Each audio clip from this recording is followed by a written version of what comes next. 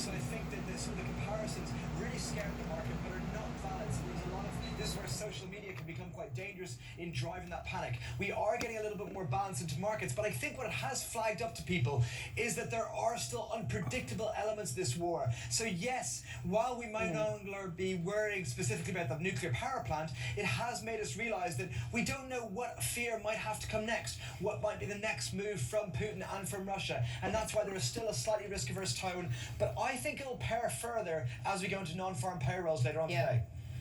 Yeah, a reminder of the risks then involved, and we are going to be hearing from the IAEA Director General. They're going to be holding a press conference at 10:30 CET, so 9:30 UK time, London time, where I am, for more details, and hopefully we'll get more clarity, and perhaps even before then.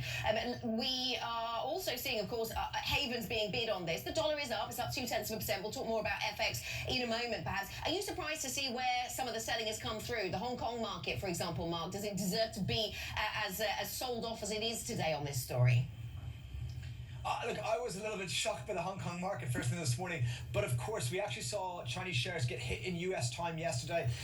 This is much more idiosyncratic Hong Kong story. I am still surprised by the strength of losses. The Hang Seng Index is down 2.6% on the day. I still think, as I kind of said earlier on this week, I think that longer term this provides one of the best value plays out there. But I think that short term this is a market that is sinking to new lows day after day. Sentiment remains very negative, especially domestically, given the imminent lockdown around COVID testing.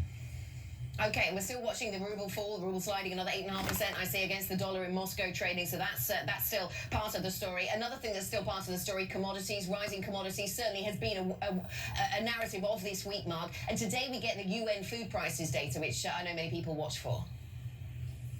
This is the big story of the moment. I mean, it is about, later on this year, it'll be about inflation, but for markets, at the moment, it's commodities. Obviously, there's a bigger non-market story out there, but for markets, it is about commodities, it is about inflation. And so when we get headlines like we'll get today about the UN food prices reaching a new record, breaking the previous record in 2011, remember that came with the Arab Spring riots that were food-related, this will cause some more scary pieces over the headlines around commodities and inflation and the related policy response.